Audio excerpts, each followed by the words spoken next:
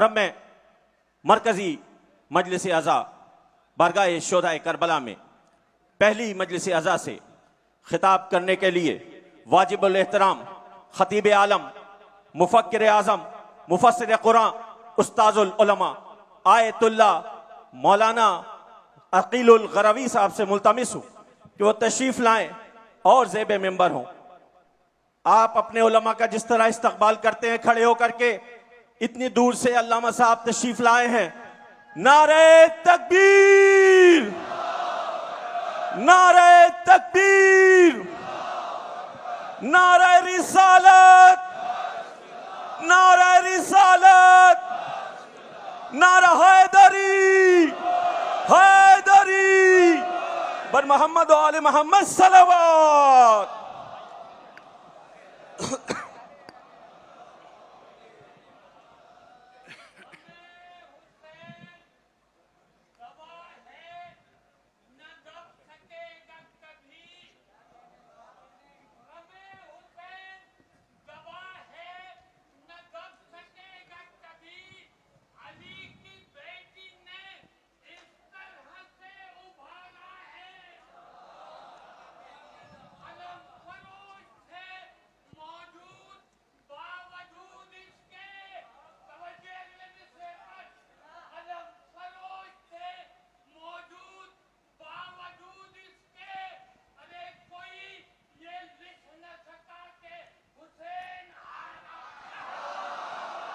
نعرہ حیدری، حیدری بر محمد و آل محمد صلوات۔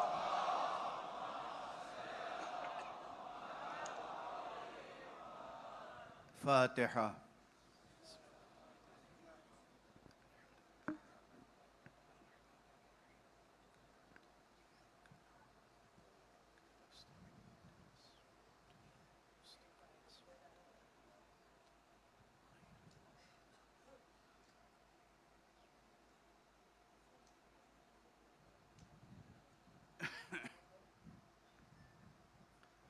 أعوذ بالله من الشيطان الرجيم. بسم الله الرحمن الرحيم. الحمد لله رب العالمين، والصلاة والسلام على أشرف الخلائق أجمعين، سيدنا وسيد الأولين والآخرين، حبيبنا وحبيب إله العالمين، إمام المرسلين وخاتم النبيين، رحمة للعالمين، أبي القاسم المصطفى محمد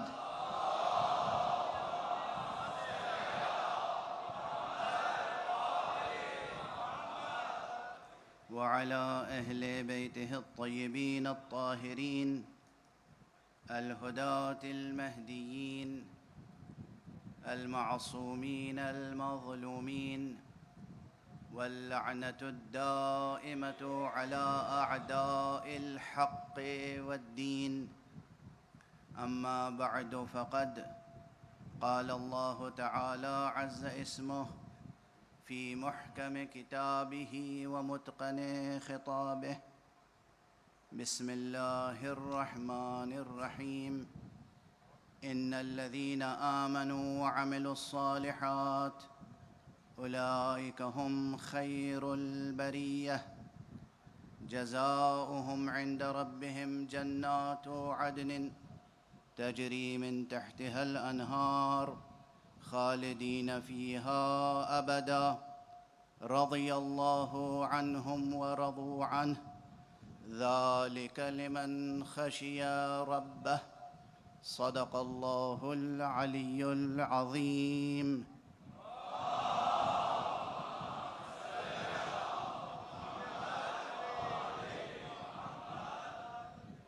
ایک اور بلند تر صلوات پڑھ دیں محمد.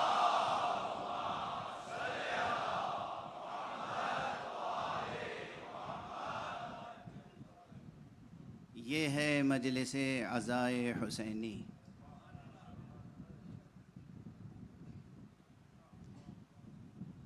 جو زیر پرچم حضرت امام وفا ابو الفضل العباس منعقد ہو رہی ہے۔ یہ جملے میں اس لیے کہہ رہا ہوں، عرض کر رہا ہوں کہ انہی دو جملوں میں پورا پیغام سمویا ہوا ہے۔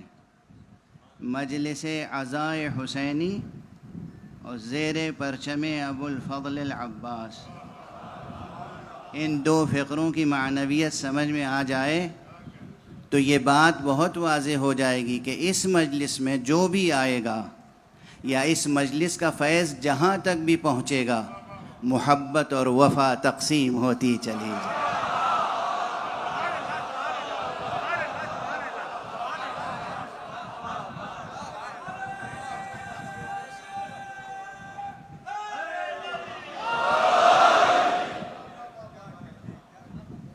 مجلسوں کا اصل تبرک محبت ہے، مجلسوں کا اصل تبرک وفا ہے، مجلسوں کا اصل تبرک علم ہے، مجلسوں کا اصل عطیہ یقین ہے، وہ یقین جو کسی بھی ظالم کے سامنے متزلزل نہیں ہو سکتا۔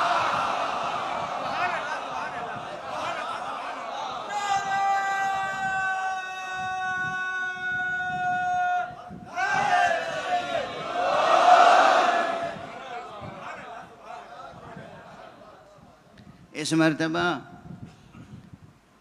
اس عشرہ مجالس کے لیے جو عنوان میں نے منتخب کیا ہے، جو فکری عنوان ہے، وہ ہے امت اور امامت۔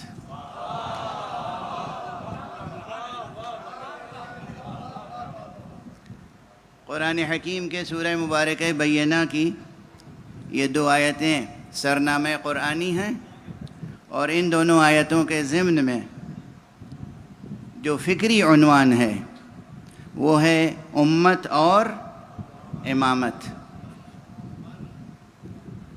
یہ مجلس شبیری ہم کو یہ سکھاتی ہے،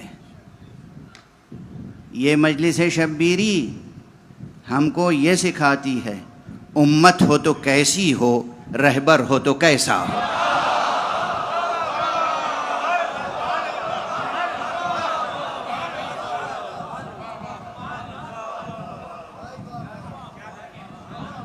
جو فرد بھی یہاں شریک مجلس ہے، اسے یہ ادراک ہونا چاہیے کہ وہ کس کی امت میں ہے، اور اس کا حقیقی رہبر کون ہے، اس کا حقیقی امام کون ہے، اس کا حقیقی رہنما کون ہے، اور اس کا حقیقی ہدف اور مقصد اور غرض اور غایت کیا ہے۔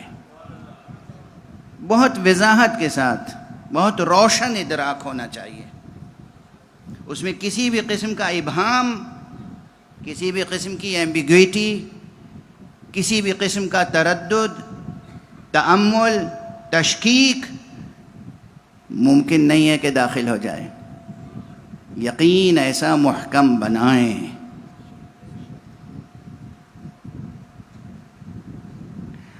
مجلس رضا کے تعلق سے اسی فقیر کے دو مصرے ہیں، وہ بھی عرض کر دوں۔ بہت سے حضرات فکر مند رہتے ہیں کہ مجلس عزا کیا ہے، ہوتی کیا ہے، جو نہیں آئے ہیں نا، جو شریک نہیں ہوئے ہیں کبھی، اور جو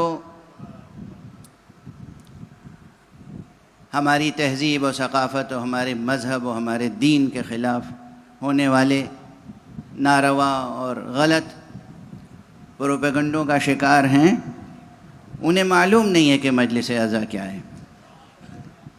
تو اس فقیر نے عرض کیا تھا کہ مجلس عزا کیا ہے، ایک نماز الفت ہے۔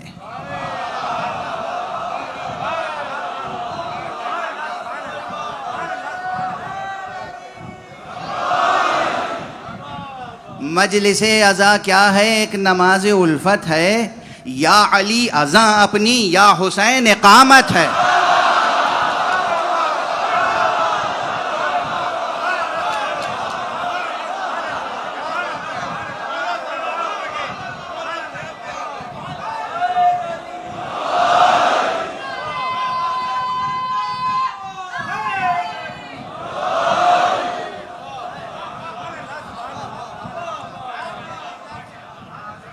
مجلس عزا کیا ہے؟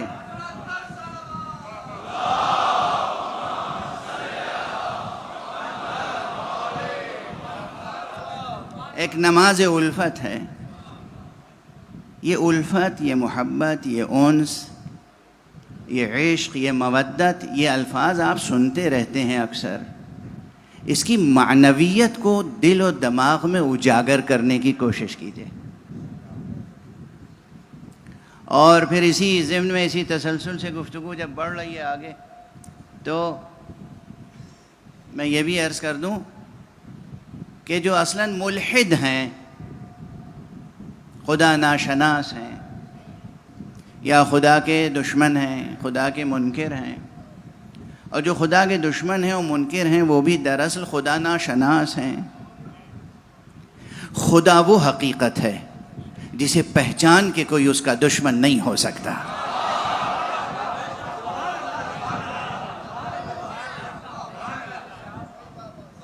خدا وہ حقیقت ہے جس کی معرفت حاصل کر کے کوئی اس کا منکر نہیں ہو سکتا.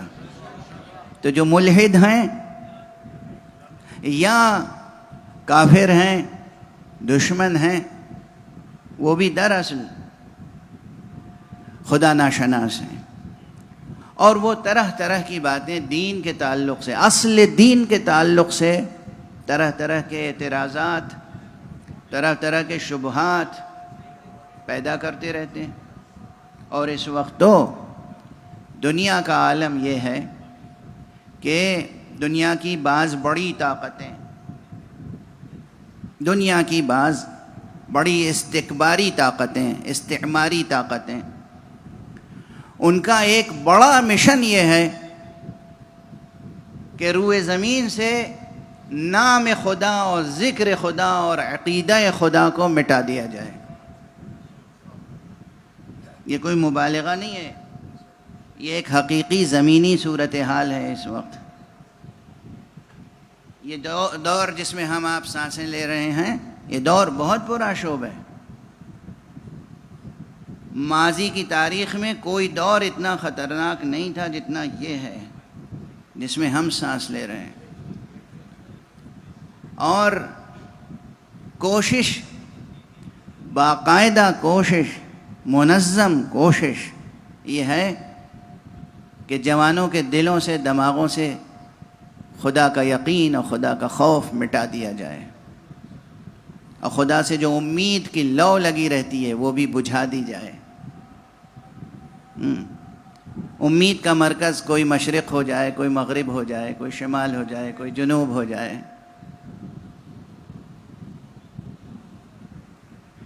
اور اس کے لیے نہ جانے کتنی کوششیں ہو رہی ہیں. اور اس لیے سب سے بڑی بات یہ ہے کہ ہمیں اور آپ کو، ہم جو زیر پرچم ابو الفضل اکٹھا ہوتے ہیں،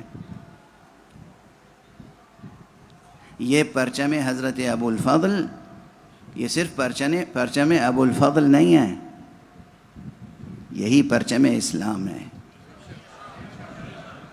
یہی پرچم ایمان ہے، یہی پرچم عدل ہے، یہی پرچم توحید ہے، یہی علم ختم نبوت ہے.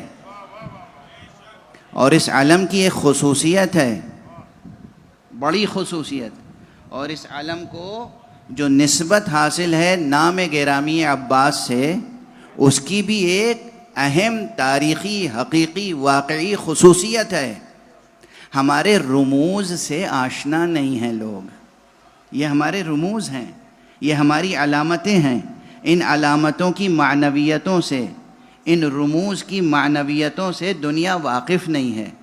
انہیں طنز کے لہجے میں نہیں، نفرت کے انداز سے نہیں، محبت کے انداز سے، مودت کے اسلوب میں، انس اور مودت کے ساتھ انہیں ان رموز اور ان علائم کی معنویتوں کو سمجھانے کی ضرورت ہے. انہیں یہ بتانے کی ضرورت ہے کہ دیکھو، جب سرکار رسالت مآب حضرت ختمی مرتبت محمد مصطفیٰ صلی اللہ علیہ وآلہ وسلم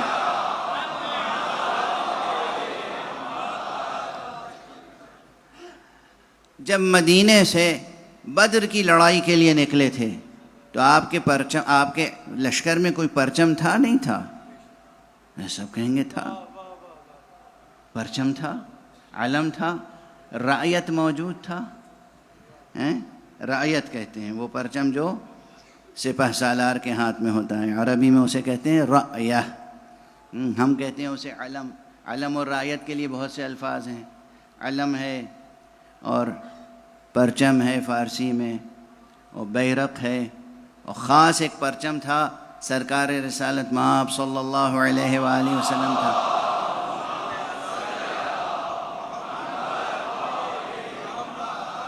جس کا نام ہی عقاب تھا. عقاب پرچم کا نام تھا.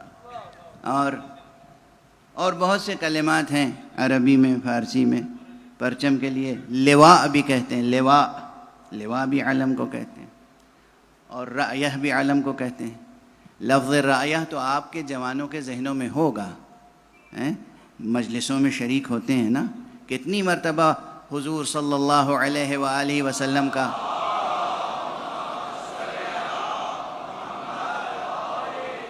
وہ جملہ سنا ہوگا، یا جو حضرات بھی تاریخ اسلام کا مطالعہ کرتے ہیں، حضور علیہ الصلاۃ والسلام کی جنگوں کا مطالعہ کرتے ہیں، وہ جانتے ہیں کہ جنگ خیبر میں جب حضرت ختمی مرتبت صلی اللہ علیہ وآلہ وسلم نے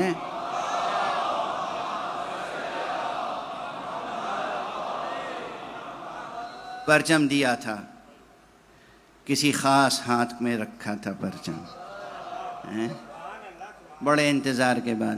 تو یہ حدیث صحاح میں موجود ہے، حدیث کی صحیح کتابوں میں موجود ہے. تمام ملت اسلامیہ کے ہاں کوئی اس کی تکذیب نہیں کر سکتا، کوئی اسے جھٹلا نہیں سکتا کہ حضرت نے فرمایا تھا لَأُعْطِيَنَّ الرَّأْيَةَ غَدًا. کیا حنک ہے، کیا اسلوب خطاب ہے پیغمبر کا، کیا شان فصاحت ہے. لفظوں سے شجاعت کے فوارے پھوٹ رہے ہیں.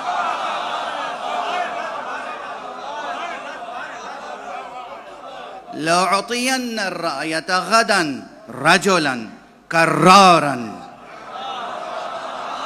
کل میں اسے علم دوں گا جو مرد ہوگا، بڑھ بڑھ کے حملے کرنے والا ہوگا. بعض روایتوں میں یہ تصریح بھی موجود ہے غیر فرار، وہ میدان جنگ سے پیٹھ پھیرا کے بھاگنے والا نہیں ہوگا.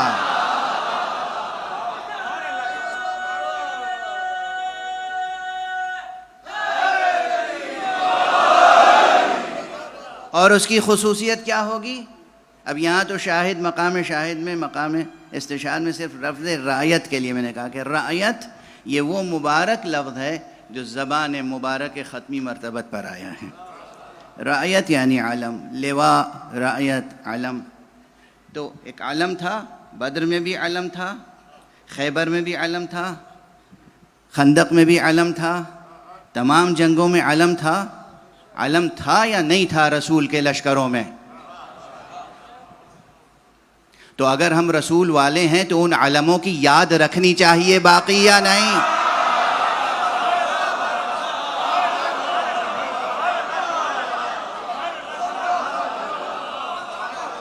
بھائی علامتی طور پر، رمز کے طور پر، علامت رمز محفوظ رکھتے ہیں نہیں، علامت محفوظ رکھتے ہیں نہیں.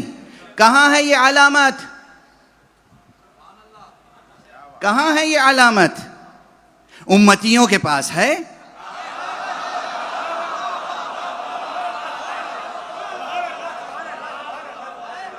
امتیوں، مصطفیٰ کے امتیوں کے پاس علم ہے، اور اس علم پہ اس طرح جان چھڑکتے ہیں کہ خود مر جاتے ہیں. علم سرنگوں نہیں ہونے.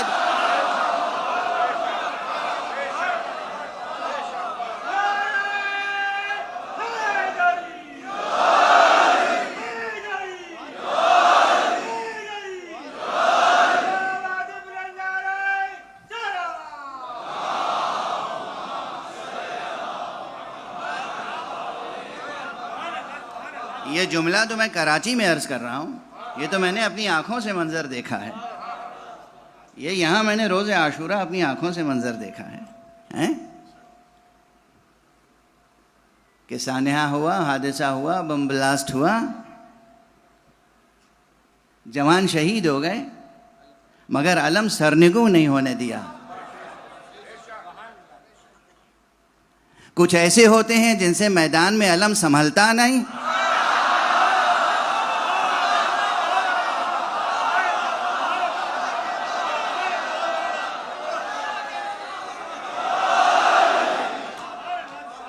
جبکہ حضور سامنے موجود ہوتے ہیں، حضور موجود ہیں، نور مجسم موجود ہے، خدا کی مشیت کا پیکر موجود ہے، امداد الہی کی ضمانت موجود ہے، اس کے باوجود میدان میں پرچم نہیں سنبھال پاتے۔ یہ وہ یتیمان آل محمد ہیں کہ نور کا پیکر پردہ غیب میں ہے، مگر جان دے دیتے ہیں، پرچم جھکنے نہیں دیتے۔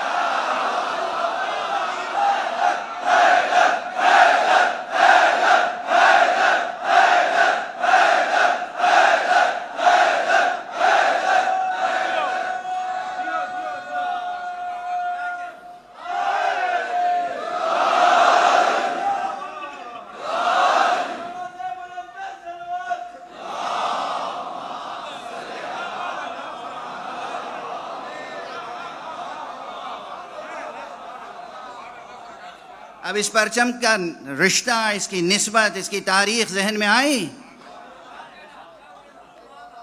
یہ ہماری امت کے رموز میں سے ہے، اور یہ امامت کے رموز میں سے ہے۔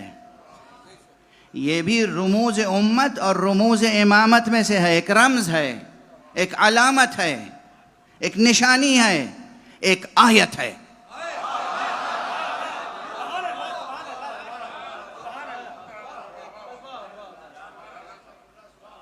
بدر میں علم تھا، اور کس کے ہاتھ میں تھا؟ احد میں علم تھا، خیبر میں علم تھا، خندق میں علم تھا، حنین میں علم تھا۔ اور دست ادب جوڑ کے ایک جملہ عرض کرنے کا دل چاہتا ہے۔ تاریخ میں، اب جملہ میں نہیں کہوں گا، میں صرف سوال کروں گا، جہاں تک آواز آ رہی ہے، جوانان ملت، عزیزان گرامی، تعصب کی ہر اینک اتار کے محبت کے ساتھ جستجو کرنا، بعد پیغمبر علم کا وارث کون ہوا؟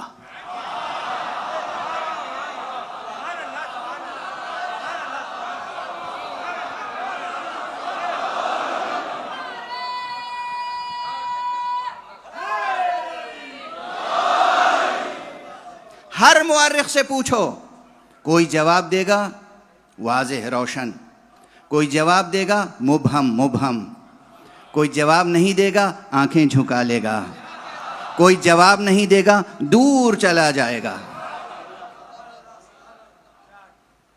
لیکن یہ جستجو بیدار رکھنا، مقام ختم نبوت کا پرچم اور علم بعد مقام ختم مرتبت، اس کا وارث کون ہوا؟ علمدار تو موجود تھا نا۔ یہ اکثر علماء ہمارے بزم میں اس وقت مجھے بے حد خوشی ہو رہی ہے، بے حد مسرت ہے کہ اتحاد بین المسلمین کا ایک اچھا مظاہرہ اس وقت ہو رہا ہے۔ بہت سے برادران اہل سنت ہمارے ساتھ ہیں، مجلس میں شریک ہیں، اور ان کے امام جمعہ و جماعت، اور ایک حسیب و نصیب، عریق و اصیل خاندان کے عالم دین جناب تھانوی صاحب تشریف فرما ہیں۔ ان کے جد امجد سے مجھے ایک خاص انس ہے، حضرت مولانا اشرف علی صاحب تھانوی رحمۃ اللہ علیہ۔ کیوں انس ہے یہ بھی پوچھ لو، کیوں انس ہے؟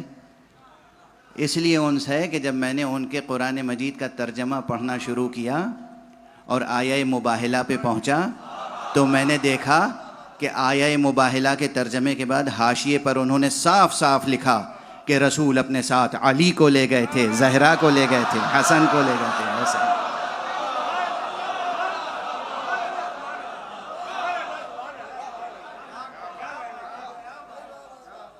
یہ وہ پنجتن ہیں جن کا کوئی انکار نہیں کر سکتا۔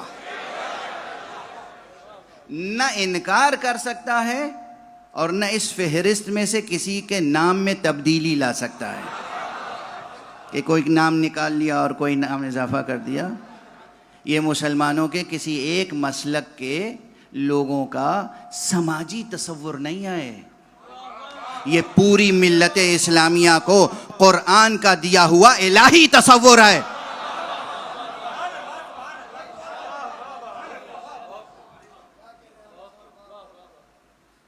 جب تک قرآن مجید میں 2 آیتیں موجود ہیں، کم سے کم 2 آیتیں، ورنہ آیات تو بہت ہیں، ایک آیت مباہلہ اور ایک آیت تطہیر،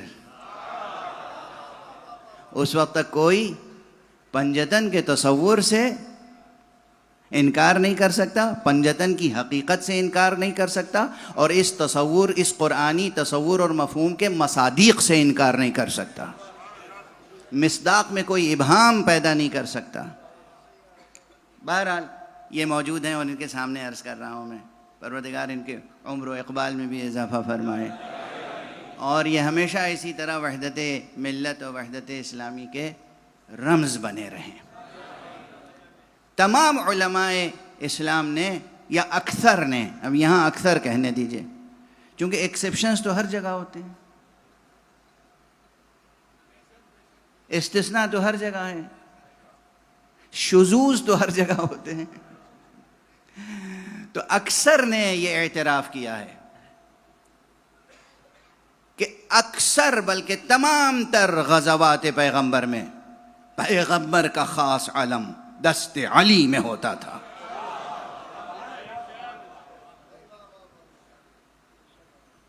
علم تو ہوتا ہی ہے ہاتھ میں نا، جتنا پاکیزہ علم ہوگا اتنے پاکیزہ ہاتھ میں ہوگا.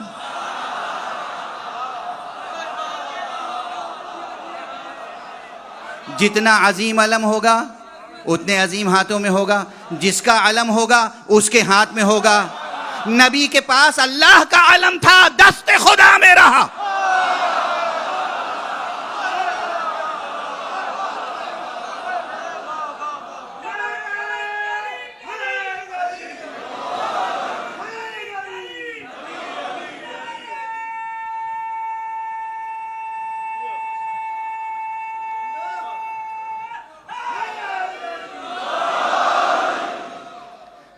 توحید کا علم تھا،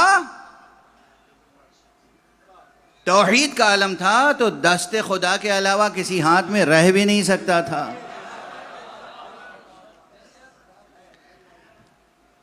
لیکن اب تاریخ پر تیزی سے ایک نظر ڈال لیجئے اور خصوصیت دیکھیے. آج مجلس عزا ہے، آج پہلی محرم ہے، تو کم سے کم ایک رمز کی معرفت حاصل ہو جائے. رموز اسلام میں سے، رموز امت میں سے، رموز ملت میں سے، رموز امامت میں سے، رموز امت میں سے ایک رمز کم سے کم معرفت میں آ جائے. یہ کیوں ہم سجائے رکھتے ہیں، اس پہ جان چھڑکتے ہیں. اور پھر اس کی نسبت اب حضرت عباس سے قائم ہو گئی ہے، ابو الفضل العباس. کیوں یہ نسبت قائم ہے؟ اس لیے اس سے پہلے میں یہ نکتہ عرض کر چکا ہوں، لیکن اس وقت تسلسل بیان میں آ رہا ہے تو مکرر عرض کر رہا ہوں. شعراء بیٹھے ہیں، یہ ایک مرتبہ شعر کہہ لیتے ہیں اور سینکڑوں بلکہ ہزاروں مجلسوں میں سناتے رہتے ہیں. ہمیں بھی تو حق ہے نا کہ 1-2 بار اپنی بات دہرا دیں.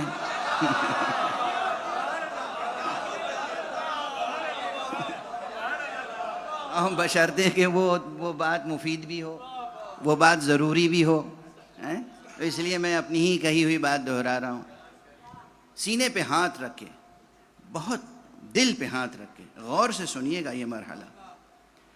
توحید کا علم دست علی میں رہا حیات پیغمبر میں صلی اللہ علیہ وآلہ وسلم.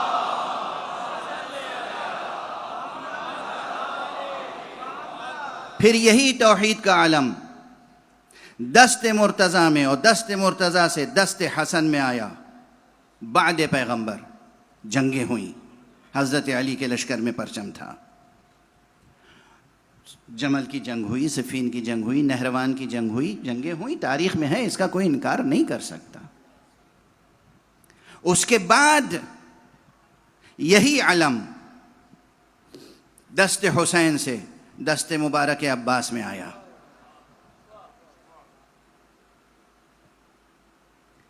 لیکن اب یہ علم ہر جگہ علم عباس کہلاتا ہے. اس کا سبب صرف اتنا نہیں ہے کہ آخری علم اٹھانے والے عباس تھے، صرف اتنی بات نہیں ہے. خصوصیت یہی علم حفظ مراتب کے ساتھ ہماری جانیں قربان ہو جائیں خاک قدم مرتضی پر، لیکن دست ادب جوڑ کے کہیں گے یا امیر المؤمنین، آپ کے ہاتھوں میں تھا علم، پھر بھی اس علم کے نیچے مخلص بھی تھے، منافق بھی.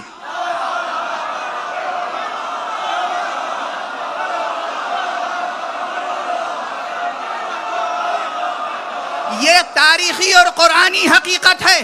علم دست علی میں ہے، پیغمبر موجود ہیں، لیکن لشکر میں منافق بھی ہیں اور مخلص بھی ہیں. بعد پیغمبر بھی صفین میں منافق بھی ہیں، مخلص بھی ہیں، مگر جب کربلا میں علم آیا ہے عباس کا،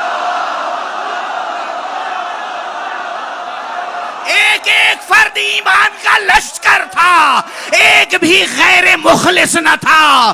اس لیے یہ علم قیامت تک علم عباس رہے گا.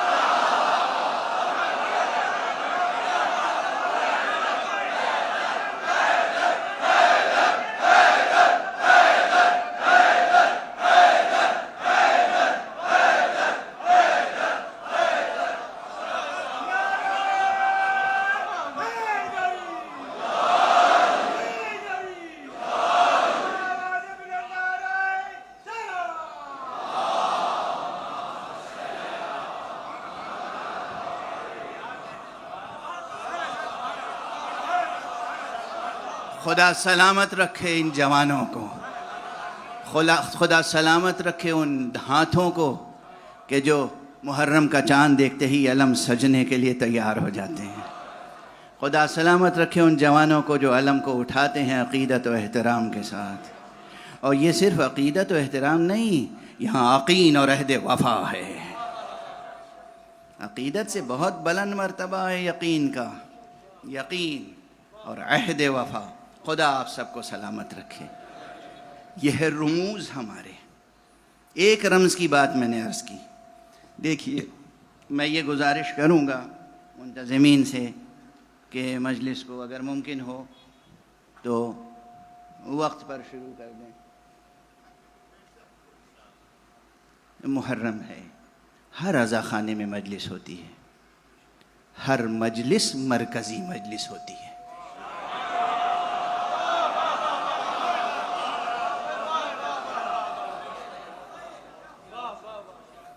ہر وہ فرش عزا جو خلوص کے ساتھ بچھایا جائے وہ اپنی جگہ مرکزی ہے.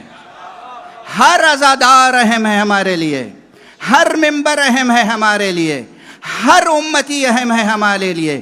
جو ذرہ جس جگہ ہے وہیں آفتاب ہے.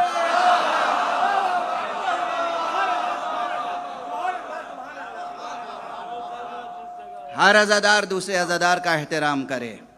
ہر بزم مجلس سجانے والا دوسروں کا بھی احترام کرے. ہر انجمن دوسری انجمن کا احترام کرے. تنظیم، وحدت، محبت، الفت، مودت. ہمارا دین محبت ہے، مذہب مودت ہے.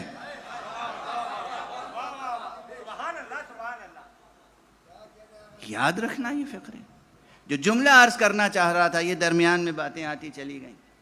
جو آغاز ہی میں فقرہ عرض کرنا چاہتا تھا کہ جو ملحد ہیں، جو خدا ناشناس ہیں، وہ طرح طرح کے شکوک و شبہات ذہنوں میں پیدا کرتے ہیں.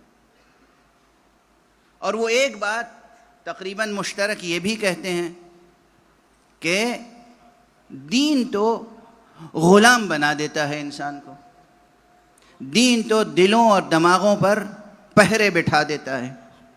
دین کی بات آپ کرتے ہیں، خدا کی بات کرتے ہیں، خدا پر یقین اور دین اور شریعت، یہ سب تو ہاتھ پاؤں کی زنجیریں ہیں. انسان غلام ہو جاتا ہے، ترقی کی راہیں مسدود ہو جاتی ہیں.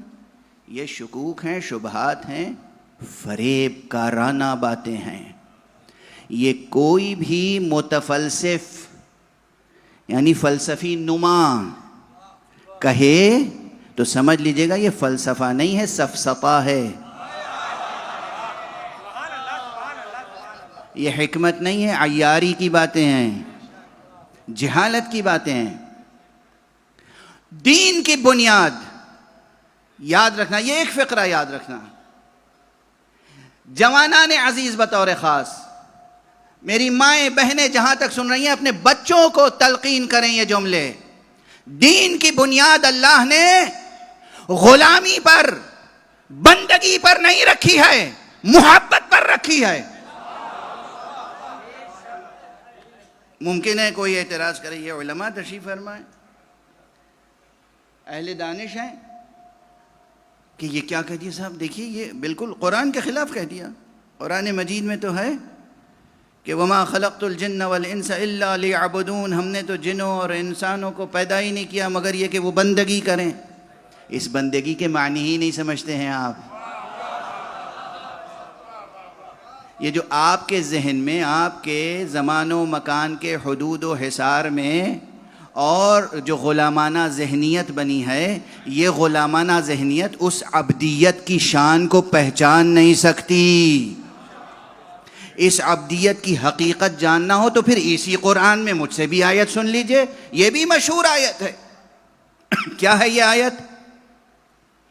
حق سبحانہ و تعالی فرما رہا ہے اپنے حبیب سے، قل ان کنتم تحبون اللہ فاتبعونی یحببکم اللہ. اے رسول کہہ دیجئے اگر تم اللہ سے محبت کرتے ہو تو میری پیروی کرو، صلے میں اللہ بھی تم سے محبت کرے گا. بتاؤ غلامی کی بات ہے یا محبت؟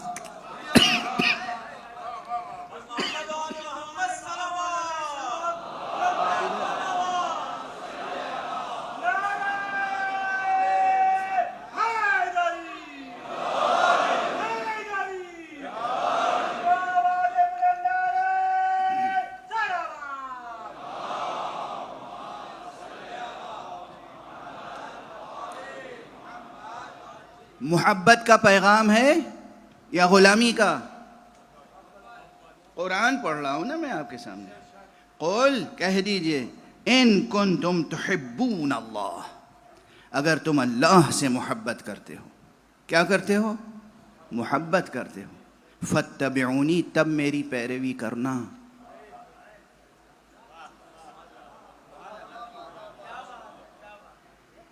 قرآن کے حرف حرف میں حکمتیں ہیں، حرف حرف میں گہرائیاں ہیں. اگر حقیقتاً حضرت حق سبحانہ و تعالیٰ کی محبت یہاں نہیں ہے تو پیروی مصطفیٰ بھی کام نہیں آئے گی. شرط ہے ان کنتم تحبون اللہ، اگر تم اللہ سے محبت رکھتے ہو، محبت کرتے ہو تو میری پیروی کرو. یعنی اساس دین. اور یہیں عرض کر دوں، مولانا تشریف فرمائے، ایک مرتبہ کسی نے، ماشاءاللہ ذوق سخن لوگوں کا بہت ترقی کر رہا ہے نا، جو اردو کے الفاظ کا تلفظ بھی صحیح نہیں کرتے اور مذکر کو مؤنث اور مؤنث کو مذکر کہتے ہیں. انہوں نے میری زبان پکڑ لی تھی ایک مرتبہ کہ انہوں نے کہا بھیا اللہ کی ہم آپ کیا بندگی کریں گے، ہم تو اللہ کی بندگی کا حق ادا کر سکتے ہیں، ہم کر سکتے ہیں، ہم اللہ کی بندگی کا حق ادا کر سکتے ہیں. اب ظاہر ہے کہ یہ خطیبانہ اور ادبی ایک تعبیر ہے تاکہ جو لوگ شریعت اور سیرت اور سنت سے پابندی سے گریزاں رہتے ہیں وہ قریب آئیں، انہیں حقیقت سمجھ میں آئے. اس لیے میں نے عرض کیا تھا کہ ہم آپ تو اللہ کی بندگی کر ہی نہیں سکتے. دراصل ہم پیدا ہوئے ہیں محمد اور علی جیسے اللہ کے بندوں کی بندگی کے لیے.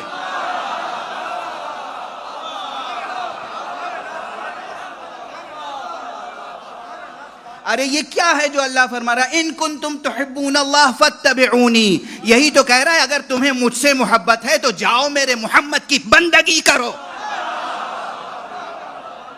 یعنی غلامی، یعنی پیروی، یعنی ان کے نقش قدم پر سجدے کرتے ہوئے آگے بڑھو. جملہ یاد رکھنا، میں نے یہ نہیں کہا ان کے نقش قدم پر اپنے نقش قدم بناؤ.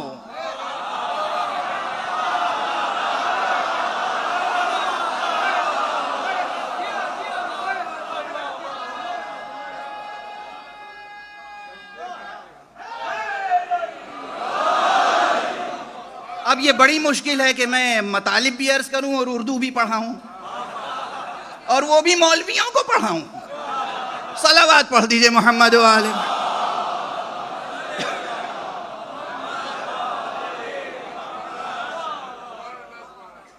اردو بھی پڑھانی پڑے گی, زبان بھی پڑھانی پڑے گی.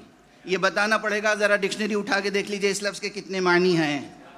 اور آپ میں اتنا ذوق سماعت تو ہونا چاہیے کہ آپ سیاق و سباق سے لفظ کے معنی سمجھ سکیں.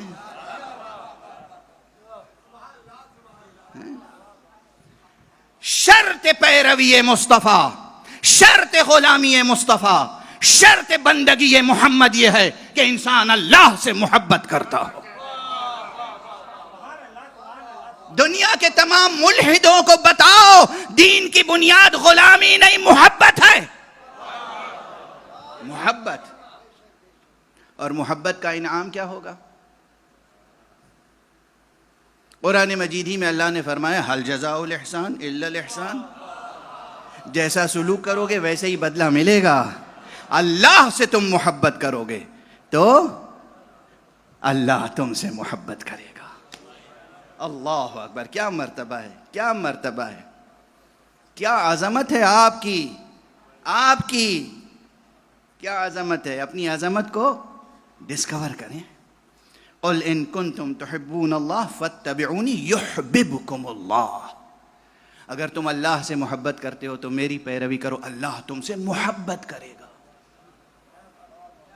جوانان عزیز, دل و ذہن بیدار کے ساتھ سن لو, یہ ایک جملہ بھی یاد رہا تو آج سرکار سید الشہداء کی مجلس کا تبرک ہوگا اور پوری زندگی روشن کر دے گا کہ اللہ تم سے, تمہاری ماں سے, تمہارے باپ سے, تمہارے عزیزوں سے اور تم سے خود, تم کو جو تمہاری ذات سے محبت ہے اس سے کہیں زیادہ تم سے محبت کرتا ہے, اب بھی محبت کرتا ہے. اللہ اپنے مخلوقات سے محبت کرتا ہے اور اس کی ایک نمایاں دلیل یہ ہے کہ جو محبت کرتا ہے وہ اپنے محبوب کی ہر ضرورت کو پورا کرنے کی کوشش کرتا ہے.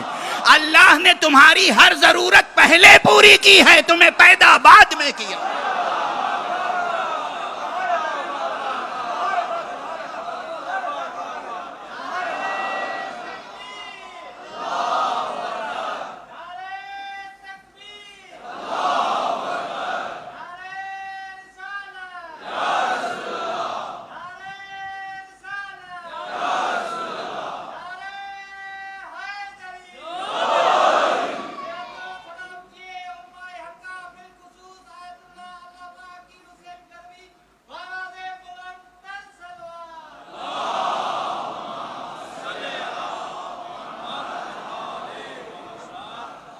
بات یہاں تک آ گئی, وقت بھی ختم ہو گیا. یہ وقت تو ممبر سے میرے اترنے کا وقت تھا, اس لیے بیان کو بس سمیٹ رہا ہوں. یہ یاد رکھنا دین کی بنیاد محبت ہے. تو امت کی تشکیل کیا بغض و نفرت سے ہوگی؟ اور امام کون ہوگا جو نفرتیں بانٹتا ہو یا اس کے برعکس؟ امت کی تشکیل بھی سب سے پہلے بنیادی پتھر, بنیاد کا پتھر, خشت اساسی امت کی تشکیل کے لیے محبت ہے. ایک دوسرے سے محبت کے ساتھ ملو. جو تمہارے سامنے آئے کہے السلام علیکم, پھر تمہارا رویہ اس کے ساتھ محبت کا ہونا چاہیے. حکم خدا ہے, حکم رسول ہے. وقت ختم ہو چکا, ورنہ میں شاہد میں آیت عرض کر دیتا اور حدیث بھی. جو کہے السلام علیکم, اور اپنی عادت ڈالو, یہ سلام اللہ کا نام ہے اور اس نے انعام کے طور پر, لطف کے طور پر اپنا نام تمہیں دے دیا ہے کہ جب ایک دوسرے سے ملو تو السلام علیکم کہو. گویا اسے یہ پیغام دو کہ تم اللہ کی طرف سے میری پناہ میں ہو.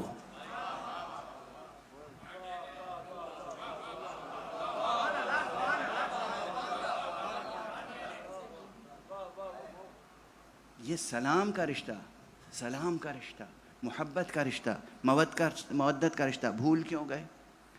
یہیں پر ایک جملہ اور عرض کر دوں بس, چونکہ زبان پر آ گیا ہے. سلام یاد کرو، سلام کہنے کی عادت ڈالو. السلام علیکم. پہلے زبان پہ السلام علیکم آئے، اس کے بعد یا علی مدد کہہ سکتے ہو. مولا علی مدد بھی کہہ سکتے ہو، منع نہیں کر رہا ہوں. کیوں؟ دیکھو رموز کی جب بات ہوئی تو اتنی بات تو سمجھ میں آتی ہے. بڑی فوج، بڑے لشکر کے الگ الگ جو ٹکڑیاں ہوتی ہیں، ہر ٹکڑی کا ایک کوڈ ورڈ ہوتا ہے.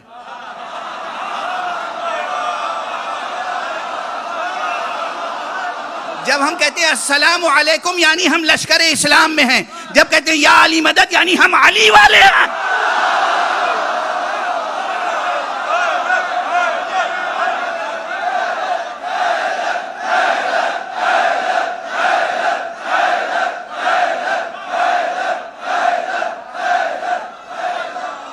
یہ کوئی شرک نہیں ہے.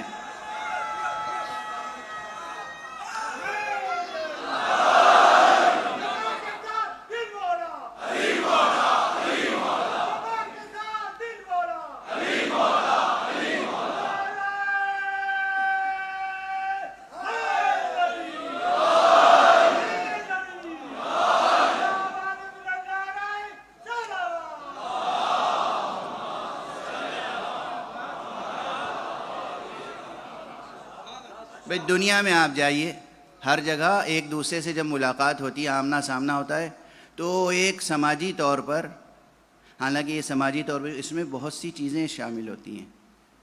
تہذیبی روایات، اقدار کی روایتیں، قدریں، اخلاقیات، مورلز، بہت سی چیزیں انوالو ہوتی ہیں ایک کلمہ رمز کی تشکیل میں. ایک کلمہ رمز کی تشکیل میں نہ جانے کتنی قدریں، کتنی اخلاقیات، کتنی قدیم تاریخ اور تہذیب انوالو ہوتی ہے ایک کلمہ رمز کی تشکیل میں.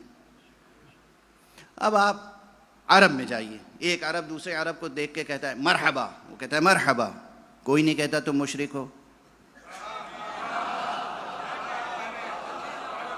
تم نے تو سلام نہیں کیا، مرحبا مرحبا کر رہے ہو. سلام بھی کرتے ہیں، مرحبا بھی کہتے ہیں. اور جس طرح سے وہ کہتے ہیں مرحبا اہلین، معلوم ہو جاتا ہے یہ خالص عرب ہے. ایران میں چلے جائیے، ان کا اپنا طرز ہے، قومی ہے، زبان میں ایک دستور ہے، اور سلام بھی کرتے ہیں. اور جو نئی نسل ہے، اب ہم کیا کہیں، دعا کرنے کے بجائے وہ ایک دوسرے کو ہائے ہائے کرتے رہتے ہیں.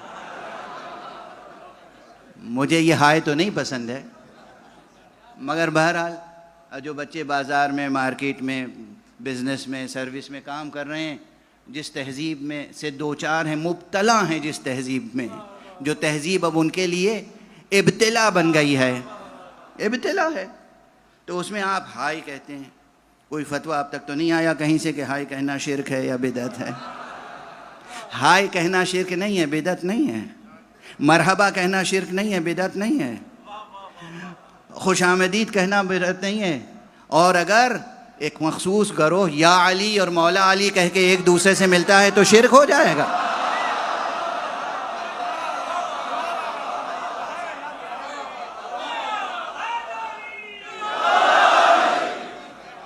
یہ ہمارا رمز ہے، یہ ہمارا رمز ہے. ہم بتاتے ہیں کہ کس کے لشکر میں ہیں. دیکھنا آخرت میں ہم کس کے ساتھ حشر ہوتا ہے ہمارا. اپنی فکر کرو کہ کس کے ساتھ محشور ہوگے.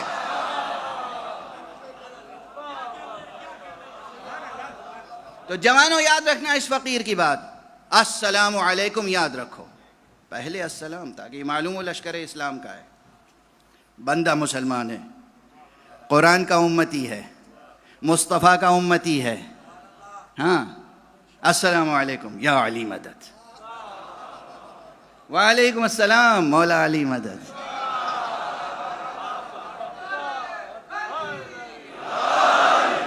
تاکہ حسب بھی روشن ہو جائے، نسب بھی روشن.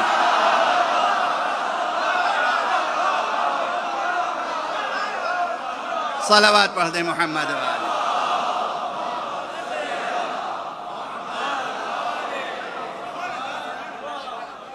حضور صلی اللہ علیہ وآلہ وسلم کا ارشاد ہے،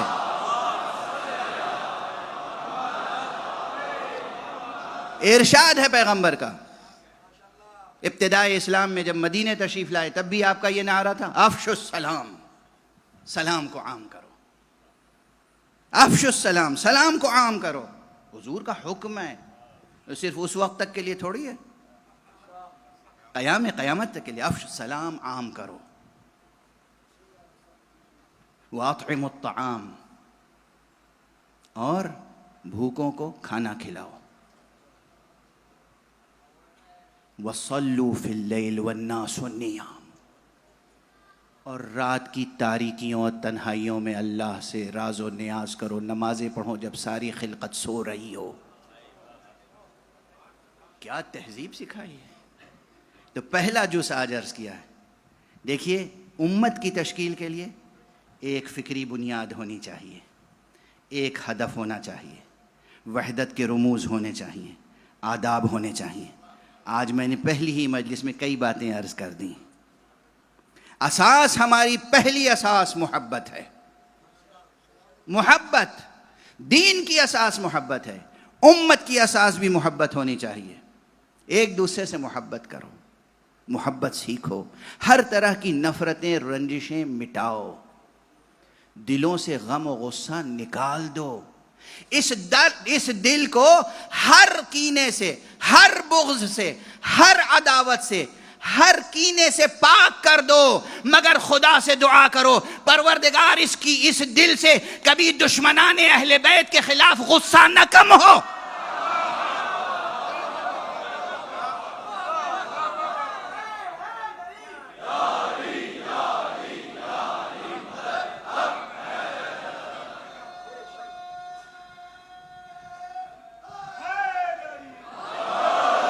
اور یہ نعرہ کوئی صرف ہمارا نعرہ تھوڑی ہے، تم اس روئے زمین پر جس مسلمان سے، جس اچھے مسلمان سے ملو گے، کہو گے اہل بیت کے دشمنوں کے لیے کیا رائے ہے بھائی تمہاری، وہ فوراً کہے گا دشمنان اہل بیت پر لعنت۔ ہر مسلمان، خدا کی قسم ہر مسلمان، کوئی دیوبندی ہو، کوئی بریلوی ہو، کوئی کسی بھی مسلک کا ہو، بزرگان اہل حدیث سلفی علماء بزرگ کہتے ہیں دشمنان اہل بیت پر لعنت ہو، قاتلان حسین پر لعنت ہو۔ صاف صاف ان کی کتابوں میں لکھا ہوا ہے۔ جب وہ کہہ رہے ہیں دشمنان اہل بیت پر لعنت، جب وہ کہہ رہے ہیں قاتلان حسین پر لعنت، تم ان سے کیوں لڑتے ہو؟ ان سے سوء ظن کیوں ہے؟ بدظنی کیوں ہے؟ سب کو سینے سے لگاؤ، امت محمد بن جائے، سب کو زیر پرچم عباس جمع کرنے کی کوشش کرو۔ اور جب کوئی زیارت پڑھنے کے لیے پوچھے کہ یہ تم لوگ کیوں کہتے ہو السلام علیکہ یا ابا عبداللہ، تو بس ایک جواب دے دینا، رسول نے کہا تھا افشوا السلام، سلام عام کرو، سب کے لیے کہا تھا، لیکن حضور کا نواسہ وہ تھا جسے روز عاشورہ کوئی سلام کرنے کے لیے تیار نہ تھا۔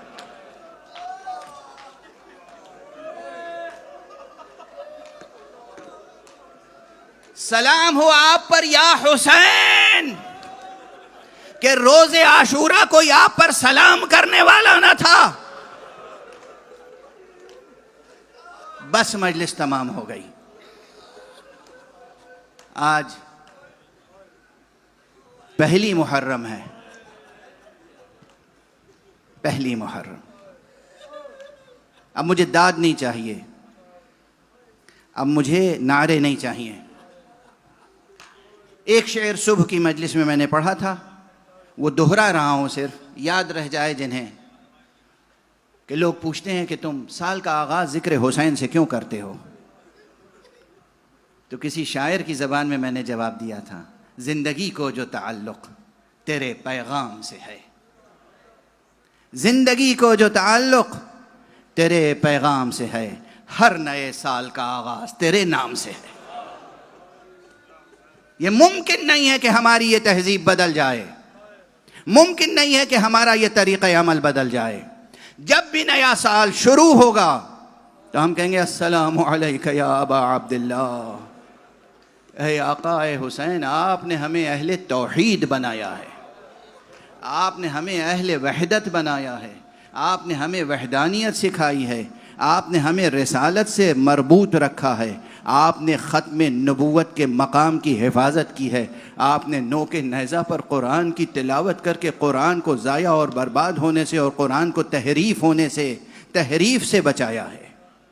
سلام ہو آپ پر یا حسین، سلام ہو آپ پر اور آپ کے علمدار عباس پر، سلام ہو آپ پر اور آپ کے کڑی الجوان علی اکبر پر، سلام ہو آپ پر اور آپ کے چھمائے اصغر پر، سلام ہو آقا آپ پر اور آپ کے بھتیجے شہید قاسم پر جس کا لاشا بھی پامال۔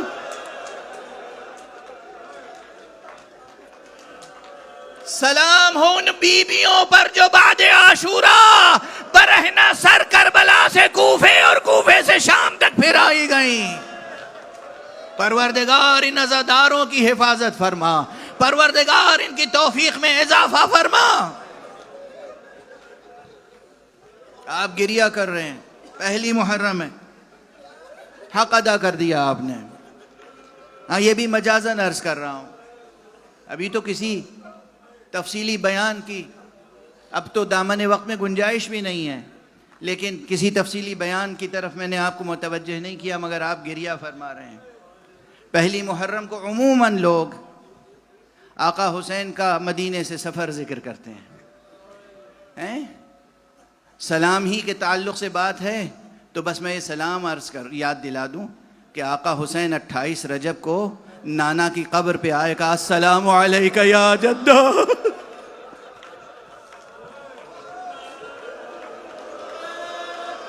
السلام علیکہ یا رسول اللہ۔ نانا آپ پر سلام، اللہ کے رسول آپ پر سلام۔ گریہ کرتے کرتے، مناجات کرتے کرتے ایک حالت مکاشفے کی طاری ہوئی۔ آقا نے دیکھا کہ سرکار رسالت مآب قبر سے نکلے ہیں اور سینے سے لگایا تو آقا حسین نے کہا بس نانا مجھے اپنے ساتھ لٹا لیجئے۔ کس قدر بیزار تھے حسین اب اس دنیا سے، کس قدر بیزار تھے، کس قدر بیزار تھے اس دنیا سے، کتنی اذیتیں اٹھائی تھیں۔ نانا بس اب مجھے قبر میں لے لیجئے اپنے ساتھ۔ نانا نے کہا بیٹا حسین، میں نے کہا ہے حسین منی وانا من حسین، ارے یہ دین پہ وقت پڑا ہے، تمہیں اپنے ساتھ قبر میں لٹا لوں؟ نہیں، جاؤ عراق کی طرف جاؤ، بنی اخرج الی العراق، میرے بیٹے میرے لال عراق کی طرف جاؤ۔ شاء اللہ ان یراک قتیلا، اللہ کی مشیت یہ ہے کہ اس کا دین بچانے کے لیے تم قتل ہو جاؤ۔ بیٹا اکیلے نہ جانا، ساتھ میں زینب کو لیتے جانا۔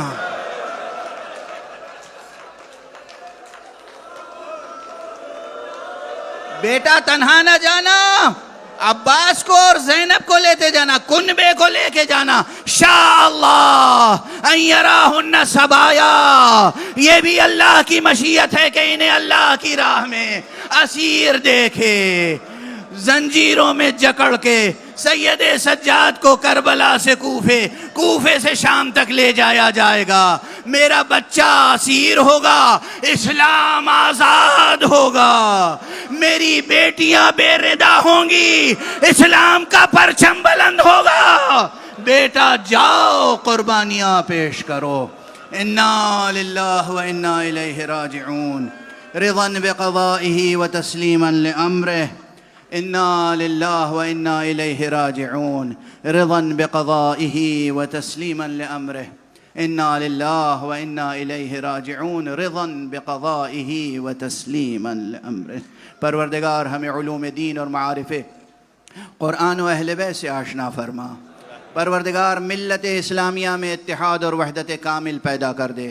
پروردگار تمام روئے زمین پر جو لوگ ہیں ان کو اپنے اس خاص بندے تیری بارگاہ میں قربانیاں پیش کرنے والے آقا حسین کی بھی معرفت عطا فرما۔ پروردگار معبود دنیا میں ملت اسلامیہ کو واقعاً صحیح معنی میں اہل توحید بنا دے۔ پروردگار دامان ختم نبوت ہمارے ہاتھوں میں رہے، ہمارے قدم ہمیشہ صراط مستقیم ولایت پر گامزن رہے۔ پروردگار ان عزاداروں اور ماتمیوں کی بھی حفاظت فرما۔ پروردگار ہمارے رہبر معظم کی بھی حفاظت فرما، مجتہدین علماء فقہاء ملت کی حفاظت فرما۔ پروردگار ولی آخر کو اذن ظہور عطا فرما، ان کے ہاتھوں سے اپنی رحمت و رافت و عدالت کا پرچم لہرا دے۔